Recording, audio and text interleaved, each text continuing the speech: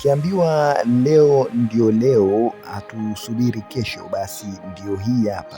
Yanga wanaenda kukabiliana moja kwa moja na FAR Rabat, timu ambayo imekuwa ikisubiriwa kwa muda iweze kukabiliana na Young Africans, na hivi sasa muda umetimia. Bila shaka umeweza kuona namna ambavyo klabu ya Yanga wameweza kuzindua uzi wao mpya wa kimataifa katika michuano ya CAF, lakini pia namna ambavyo maneno yamekuwa ni mengi mtandaoni ya wadau wakiona kwamba Yanga tayari wameshaanza mbwembwe.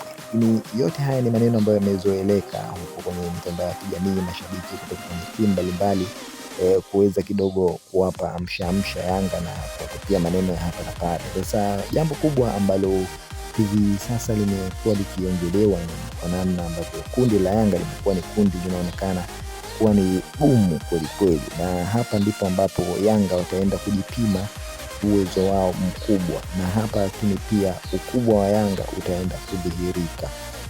Tusubiri kuona makubwa ambayo Yanga wameandaa na kuwaonyesha wachezaji wao, lakini pia na wachezaji kuweza kuwaonyesha ama kuyapeleka kwa mashabiki, kwa sababu jukumu la timu limeshakamilika. Timu kama timu imeweza kuleta mwalimu mpya na training mpya za kwa wachezaji, lakini na jukumu la wachezaji lililobaki ni kwenda kufulfill ama kuweza kumaliza kile ambacho wameweza kupewa maelekezo.